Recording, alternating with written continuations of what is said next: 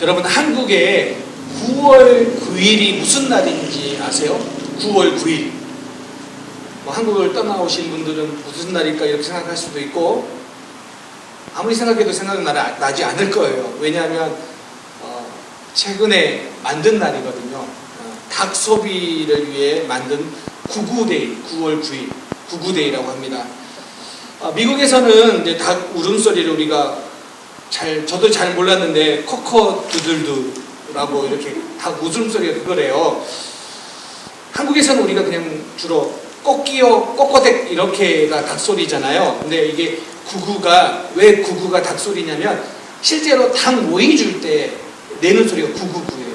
제가 이렇게 기억해 보니까 제가 어렸을 때 닭 모이 줄 때 저도 구구구구 했던 것 같아요. 그러면 이제 닭들이 와서 그 모이를 먹었던 그런 기억이 납니다.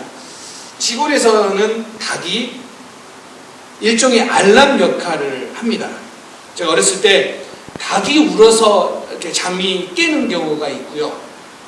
근데 간혹 이 닭이 새벽 2시, 3시에 우는 경우도 있어요. 그러면 항상 그랬던 것 같아요. 저 닭이 미쳤나, 왜 이 새벽 돌고 난리야, 뭐 이랬던 것 같아요. 그런데 이 닭이 새벽마다 우는 이유는 뇌가 직접 빛을 감지하기 때문이라고 합니다. 닭은 사람보다도 훨씬 빛에 민감하다고 해요. 그래서 이 닭이 울음소리를 통하여 사람을 이렇게 깨워주는 일종의 알람 역할을 하는 것도 사실이고요. 오늘 성경에 보면 그 닭이 한 사람의 마음을 깨우는 사건에 사용되기도 합니다. 그래서 이 닭 울음소리가 한 사람이 다시 한번 그 마음을 주님 앞으로 돌아가게 하는 한 사건이기도 하지요. 오늘 본문은 부활하신 주님이 베드로와 다른 6 제자를 찾아온 사건인데요. 베드로가 갈릴리에서 물고기를 잡고 있는 어느 날 밤새도록 땀을 흘렸지만 물고기를 잡을 수가 없었어요. 자, 그때 그렇게 허탕을 치고 있는 그때에 예수님께서 오셔서 배 오른쪽에 그물을 던지라고 합니다. 그리고 그물을 던졌더니 큰 물고기가 153마리가 잡혔습니다. 그리고 난 후에 주님께서 조반을 아침을 준비해 주시면서 제자들에게 와서 먹으라고 이렇게 하지요. 그리고 난 이후가 오늘의 이제 본문입니다. 그때 예수님께서 베드로에게 질문을 던집니다. 우리가 이 내용을 너무 잘 알죠. 요한의 아들 시몬아, 내가 이 사람들보다 나를 더 사랑하느냐. 근데 여기에서 이 사람들보다라고 하는 이 사람들의 헬라어에 해당하는 단어가 투톤인데요. 사실은 이것들보다가 좀 더 맞는 표현이에요. 이것들보다. 그러니까 예수님이 질문하신 의도가 2가지로 해석이 될 수 있어요. 첫 번째고, 이것들보다라고 우리가 본다고 그러면 이것들이 뭐냐면 지금 베드로가 물고기를 잡기 위해서 애쓰고 수고했던 그것들, 그러니까 배나 그물이나 아니면 그 물고기들, 그것들보다 나를 더 사랑하느냐라고 물을 수 있어요. 이것은 그거예요. 내가 마음을 주고 싶은 것들, 아니 마음을 주고 있는 그것들보다 나를 더 사랑하느냐, 이렇게 묻는 질문일 수도 있고, 이 사람들보다도 해석이 되어지면 물고기를 잡고 있는 다른 제자들보다 나를 더 사랑하느냐로 해석이 될 수 있습니다. 어느 것으로 해석되든지 문제는 없어요. 그런데 성경에서 이 이야기하고 있는 이것이 영어 번역에서도 그렇게 번역을 하고 있습니다. Do you love me more than this? 네가 이것들보다 나를 더 사랑하느냐라고 이렇게 물으세요. 그런데 베드로가 그렇게 대답하죠. 주님, 그렇습니다. 내가 주님을 사랑하는 줄 주께서 아시나이다. 이렇게 물어요. 그런데 3번이나 주님은 같은 질문을 하고 3번이나 베드로는 같은 대답을 해요. 그런데 여기에서 조금 헬라어 언어에서는 다른 게 뭐냐면 주님이 첫 번째 물으시고 두 번째 물으실 때 뭐라고 물었냐면 너가 나를 사랑하느냐 할 때 이 사랑하느냐에 해당하는 헬라어가 아가페예요. 그래서 성경에도 아가페스메라고 이야기를 해요. 그런데 베드로가 대답하는 것은 필레오예요. 필레오. 첫 번째, 두 번째, 세 번째 다. 예수님이 세 번째 물으실 때 다시 필레스메라고 물어요. 그래서 성경에서 예수님이 아가페로 사랑으로 사랑하느냐, 베드로는 필레오, 다시 아가페 필레오라고 이렇게 번역해서 이 아가페와 필레오의 차이를 이야기하고 있는 사람들도 있지만, 그러나 그 해석이 맞는 해석은 아니에요. 왜냐하면 요한복음에서는요, 뿐만 아니라 사복음서에도 마찬가지지만 사랑한다라고 하는 이 단어가 아가페나 필레오를 구분해서 사용한다기보다는 그냥 상호 이렇게 대체적으로 사용하는 경우가 많아요. 그래서 구분하지 않는 경우가 더 많다는 거예요. 심지어 디모데후서에 보면 대만은 세상을 사랑하여 라고 할 때 그 사랑도 아가파오를 사용하고 있다는 뜻이에요. 그러면 오늘 여기에서 중요한 것은 사랑한다라는 단어를 바꿨기 때문이 아니라 왜 동일한 질문을 세 번이나 했느냐는 거예요. 이게 이 본문에서 오늘 우리 베드로가 근심하는 게 단어를 바꿨기 때문이 아니라 사랑한다고 계속 이야기하는데도 불구하고 예수님은 왜 세 번씩이나 그 질문을 하고 계시냐는 거예요. 저는 오늘 이 질문을 통하여서 하나님이 여러분에게, 오늘 우리에게 무엇을 말씀하고 계시는지 한번 생각해 보려고 합니다. 왜 나를 사랑하느냐? Do you love me more than this? 라고 이야기하시는 이 주님의 물으심은 첫 번째는 회복을 위해서였다는 거죠. 회복. 베드로는요, 원래 주님을 사랑한다라고 자부심을 드러내는 자예요. 요한복음 13장에 보면 이렇게 이야기해요. 베드로가 주를 위하여 내 목숨을 버리겠나이다. 여러분 얼마나 주님을 사랑하냐고 이야기했을 때 주님을 위하여 내 목숨을 버리겠나이다 이렇게 말하는 사람이 베드로예요. 마태복음 26장에도 뭐라고 이야기하냐면 모든 사람들이 주를 버릴지라도 나는 결코 버리지 않겠습니다. 이게 베드로의 그 자신감 있는 사랑의 표현이었어요. 그런데 마태복음 26장에 딱 가면 예수님이 십자가에 달리시기 전에 고초를 겪고 있을 때 그때 어떤 여종이 와가지고 베드로에게 말합니다. 당신도 예수와 함께 있는 사람이 아니냐? 라고 이야기할 때 베드로 깜짝 놀라면서 아니라고 말을 합니다. 몇 번이요? 3번.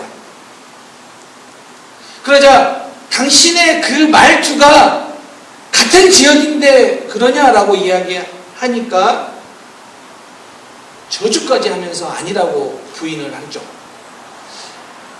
지금 당시에 이 북쪽, 우리 성경 공부에서 여러분 배워서 기억나실지 모르겠지만 이 예루살렘 남쪽과 갈릴리 북쪽인데 이 북쪽과 남쪽은 억양이 조금 다른 억양이 있었다라는 거죠.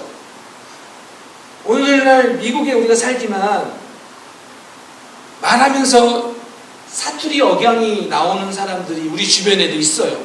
사실 숨길 필요는 없지만 숨겨지지 않아요. 저는요, 심하신 분들 중에서는요, 영어 할 때도 사투리 억양으로 영어 하신 분을 본 적이 있어요.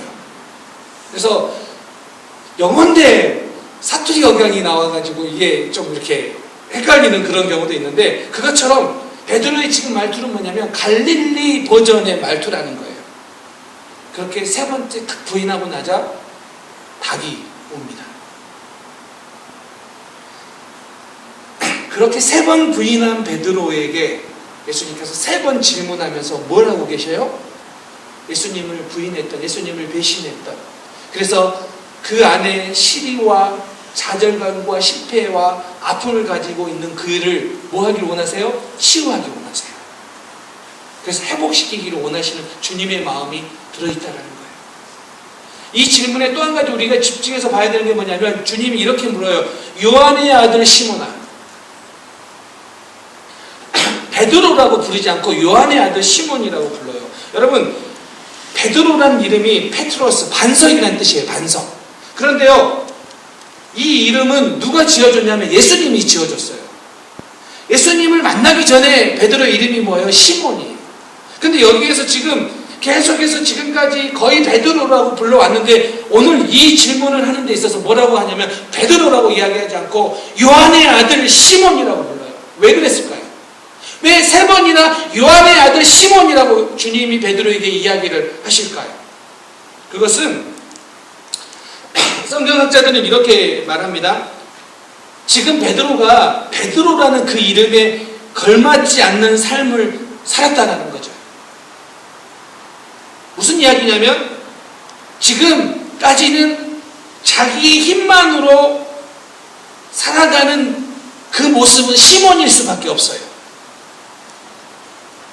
그래서 지금 이전에 실패하고 여전히 좌절하고 있고 낙심하고 있는 그 모습까지는 인간의 힘으로 생각하고 판단하는 그 모든 것에서는 시몬일 수밖에 없는데 그 시몬이 주님을 신뢰하면 베드로의 삶을 그 이름에 걸맞는 삶을 살고 살 수 있다는 거예요. 그래서 지금 말하는 거예요. 요한의 아들 시몬아, 너가 나를 사랑하느냐? 세 번째 또 한 가지 주목해 봐야 될 단어가 있는데 21장 오늘 읽진 않았지만 9절에 보면 예수님이 제자들을 위해서 그 숯불 위에다가 떡과 생선을 구워요. 그런데 여기서 사용된 이 숯불이라는 단어가 안드라키안이라는 단어인데 성경에 딱 2번밖에 등장하지 않아요. 여기서 등장하고 또 어디에서 한 번 등장하냐면 요한복음 18장 18절에서 베드로가 예수님을 부인하기 전에 뭐 하냐면 거기에서 불을 피우고 그 불을 쬐요. 그때 사용하는 그 불이라는 단어가 이 숯불이라는 단어가 동일한 단어예요. 무엇을 지금 이야기하고 있습니까? 본문은 주님께서 의도적으로 3번을 부르시고 요한의 아들 시몬이라고 이야기하고 예수님을 부인하던 그 당시에 불을 쬐었던 그 단어를 그대로 가지고 와서 쓰면서 뭐를 이야기하고 있습니까? 베드로의 잘못을 추궁하는 것이 아니라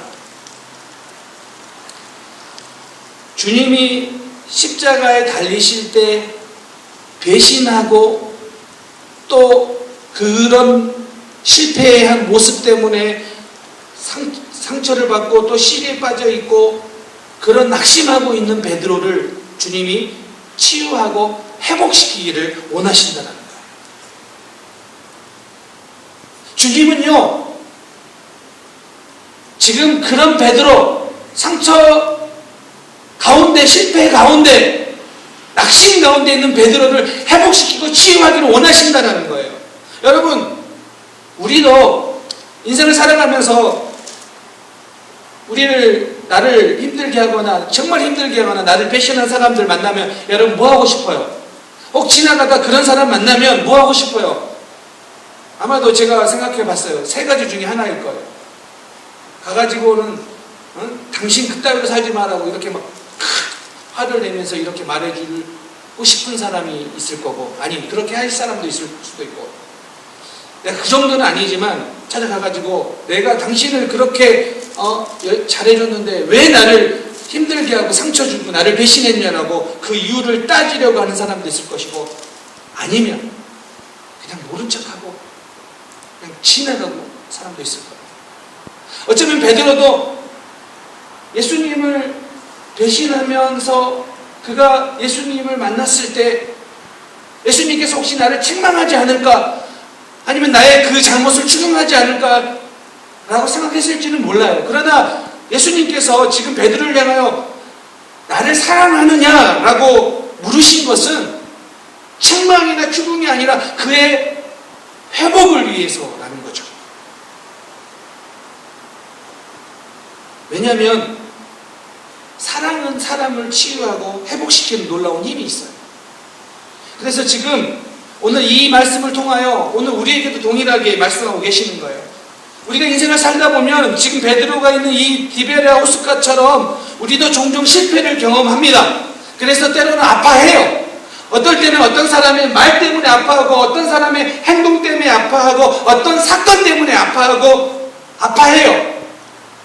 혹은 우리가 어떤 일에 실패하는 것 때문에 아파하고 때로는 우리의 삶의 걱정 때문에 힘들어하고 수많은 일들이 우리를 상처받게 하거나 우리로 하여금 낙심하게 하거나 우리를 꺾어버리게 하는 일들이 나타나요. 이게 우리의 인생의 디베랴 바닷가예요. 그런데 주님은 그곳에 있는 우리들에게 그 상태로, 그 좌절의 상태로, 그 상처받은 상태로 있기를 원하지 않으신다는 거예요.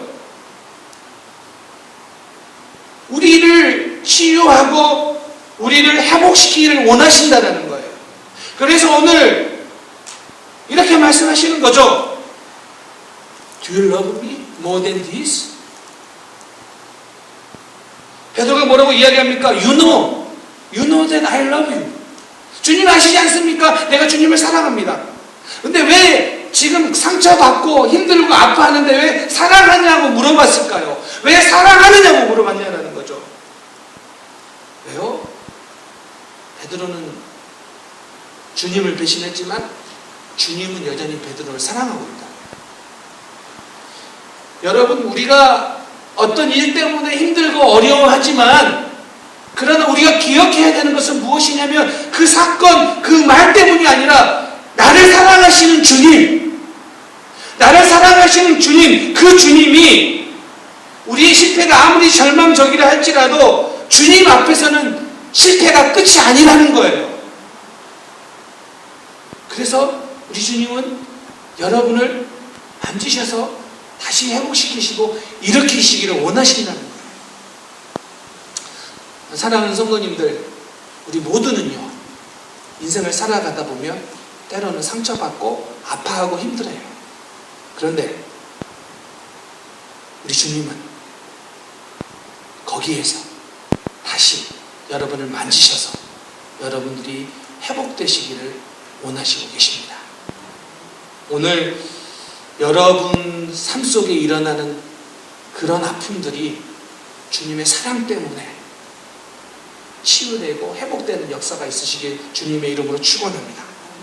두 번째는요, 그 회복은 사명으로 연결되어야 된다는 거예요. 사명으로. 주님께서 같은 질문을 3번이나 반복하신 후에 또 베드로가 이렇게 사랑합니다라고 하면 주님께서 뭐라고 이야기하시냐면 첫 번째는 내 어린 양을 먹이라, 두 번째는 내 양을 치라, 세 번째는 내 양을 먹이라, 이렇게 이야기하세요. 양이라고 계속 반복해요. 내 양을 먹이라, 내 양을 치라. 주님을 사랑한다라는 것은 주님의 양을 돌보는 것으로 연결되어야 함을 깨우쳐주고 있는 거예요. 다시요.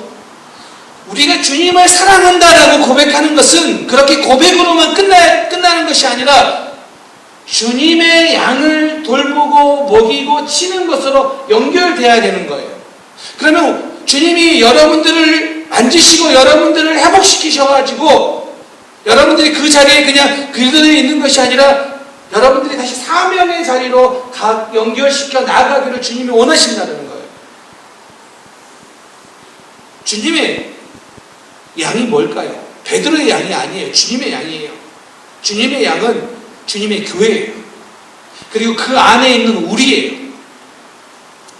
지금 우리 옆에 있는 영혼들은요, 하나님께서 나에게 맡겨주신 양으로 생각하고 돌보라는 거예요. 서로. 여러분, 양을 돌보는 일이 정말 어렵다고 해요. 그래서 이런 말까지 해요. 세상에서 가장 힘든 일 가운데 하나가 양치는 일이다. 왜요? 말도 안 듣고 지 멋대로고 고집도 세고. 그런데 이걸 그대로 교회에 도입해보면요, 교회 안에는요 다 내 마음에 드는 사람만 있는 게 아니에요. 이렇게 보면은 이 사람은 이것 때문에 마음에 안 들고, 이 사람은 이것 때문에 마음에 안 들고, 이 사람은 이것 때문에 마음에 안 든다는 거 다 이렇게 볼 수 있어요. 그런데 여기서 내 양을 돌보라는 것은 무슨 뜻이냐면 목자가 되어서 치라는 거예요. 근데 이 목자는요, 그냥 사꾼 목자도 아니고 대충 목자도 아니고 전문적인 목자라는 거예요. 그러면 이렇게 보라는 거예요. 이 양은 이것 때문에 사랑스럽고, 이 양은 이것 때문에 이쁘고, 이 양은 이것 때문에 나에게 힘이 된다라고 보라는 거예요. 그러면서 그들을 서로 돌보라는 거예요. 어쩌면 이게 이 양을 돌보라는 이야기가 너무 맞는 이야기예요. 교회 안에 나와 다른 존재들도 우리가 힘써서 돌봐야 된다는 거예요. 서로 사랑해야 된다는 거예요. 제가 목사로서 저에게 직업병이 하나 있어요. 그 직업병이 뭐냐면, 저는 무엇을 보든지 혹시 저거 설교에 연관 지은 거 없나라는 그런 것으로 자꾸 봐요. 그래서 제 컴퓨터에도 그런 거 보거나 그러면 이렇게 막 스크립해가지고 저장해놔요. 계속. 언제 쓸지 모르니까. 또 혹은 어디 갔는데 너무 이렇게 좋은 프로그램이 있거나 좋은 아이디어가 있으면 적어놔요. 우리 교회에서 한번 해볼까? 뭐 이런 생각을 해요. 그러다가 이번 주에 제가 짧은 한 영상을 봤어요. 아주 짧은 영상. 그냥 이렇게 지나가다가 쉬는 시간에 이렇게 아마 본 것 같은데, 거기에 이런 이야기를 하더라고요. 한 유명한 연예인이 국가수에 있는 어떤 법치의학자, 그러니까 부검하고 이런 사람들이죠. 그런 사람들이 인터뷰하는데, 이게 쭉 보니까 대충 봐도 20대, 하나같이 30대 초반? 이렇게 보이는 젊은 여자들이었어요. 제가 주목해서 본 게 뭐냐면, 그 여자분이 치과 대학을 다니고 있다가 왜 법치의학을 이렇게 국가수로 이렇게 지원을 했는지를 물어보니까 이렇게 생각했대요. 대학을 다니다가 자기 인생을 한번 그려봤대요. 그랬더니 대학을 졸업하고 페이닥터 하다가 개원에서 병원에서 일하다가 그렇게 돈을 많이 모을 것 같더래요. 그러니까 환자를 돌보고 돈을 많이 보는 것도 되게 의미 있는 것 같지만, 죽을 때 내가 만족하고 죽을 수 있을까라는 생각이 들더래요. 그래서 생각했대요. 내가 죽을 때 어떤 일을 하고 죽으면 만족할까? 그래서 생각하다가 이 일이 의미 있겠다라고 해서 국가수에 지원을 했다라는 거예요. 그런데 거기서 일을 하는데요, 자기 대학 동기들 중에서 제일 못 보는 사람이 자기보다 2배를 더 받는데요. 그런데도 불구하고 지금 그 일에 만족하는 이유가 무엇이냐면, 이렇게 이야기를 하더라고요. 매일매일 죽는 사람을 마주해야 되잖아요. 매일매일 죽는 사람. 부검을 해야 되기 때문에. 하루에도 여러 건, 10건까지도 간대요. 그러면서 무슨 이야기 하냐면, 자기는 죽음에 대해서 생각을 많이 한다는 거예요. 그런데 이렇게 말하더라고요. 생각보다 다양한 이유로 많이 죽는다. 그러면서 그런 사람들을 보면 조금 인생이 허무하다라고 이야기도 하더라고요. 그러면서 마지막에 이런 이야기를 하더라고요. 매일매일 죽음을 보면서 내가 잘 살아야겠다라는 생각을 한다라고 인터뷰를 하더라고요. 저는 그분들이 예수를 믿는지 안 믿는지는 몰라요. 그런데 그 이야기가 아주 성경적이라는 생각을 했어요. 왜냐하면 전도서에서 우리에게 이렇게 이야기하잖아요. 모든 것이 헛되도다. 그러면서 전도서를 이렇게 요약해보면, 그렇기 때문에 우리가 이 땅을 살아가면서 창조주를 기억하고 죽음을 생각하면서 오늘을 기쁘게 살아라. 이게 전도자가 우리에게 던져준 이야기 아닙니까? 오늘 우리 모두는요, 이 세상을 대충 살다가 가는 사람이 아니에요. 우리에게 맡겨준 사명들을 감당하면서 살아가는 게 우리의 인생이에요. 저는 이렇게 이야기했으면 좋겠어요. 전 나름대로 열심히 살았습니다. 녹록치 않은 이민자의 삶을 살기 위해서 정말 열심히 살았습니다. 그래요. 그런 것도 되게 중요하고 정말 좋은 이야기예요. 그런데 더 나아가서 여러분들이, 내가 비록 이 땅에서 열심히 살았지만, 이민자로서 수고하고 땀 흘렸지만, 그러나 주님께서 은혜 주셨고 주님께서 힘 주셨기 때문에 나는 나에게 맡겨준 양들을 돌보고 나에게 맡겨준 사명들을 감당하며 살았습니다. 이것이 우리의 고백이 되었으면 좋겠습니다. 왜요? 우리의 인생은 시시하게 그냥 여기서 살다 가는 인생이 아니라는 거예요. 하나님이 여러분들의 삶의 아픔들을 치유하시고 여러분들을 사용하시기 원하시는데 무엇을 위해서요? 맡겨준 사명을 위해서요. 그런데 자칫 잘못하면, 우리가 생각하지 않으면 우리는 이 땅에서 열심히 살고 열심히 돈 벌어서 열심히 먹고 사는 일만 하다가 우리 인생이 끝날 수도 있다라는 거예요.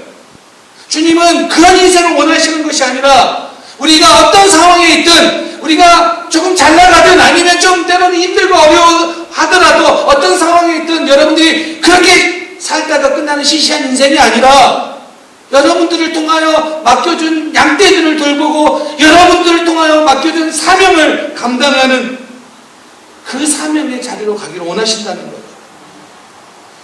사랑하는 성도님들, 기도로 또 마음으로 맡겨준 양떼들을 잘 돌보시기 바랍니다. 뿐만 아니라 하나님께서 또 우리 교회를 통하여 맡겨주신 또 선교지의 영혼들도 우리가 함께 기도하고 함께 마음을 쏟는 그런 사명의 공동체가 되기를 원합니다. 결론입니다. 베드로가 이 디베랴 바닷가에서 주님을 만나고 난 후 그의 인생은 어땠을까요? 치유와 회복이 분명하게 일어났습니다. 어떻게 알 수 있냐고요? 사도행전과 베드로 전후서를 보면 베드로 안에 과거의 상처와 아픔 때문에 괴로워하고 힘들어하는 것이 아니라 한평생 주님이 맡겨주신 양들을 먹이는 사명을 감당하며 그 인생을 살아갑니다. 오늘 우리에게 주어진 인생, 그냥 나에게 상처 준 것 때문에, 내가 힘들어하는 그 일들 때문에, 그냥 그것 때문에 아파하고 힘들어하며 내 시간을 보내는 것이 아니라 하나님이 여러분을 사랑하시기 때문에 그 모든 상처들이 치유됨을 믿고 오늘 나는 사명의 자리로 그 사명을 감당하며 살아가는 사람으로 그렇게 살아가는 우리 온 성도들 되시기를 주님의 이름으로 축원합니다. 기도하겠습니다. 하나님,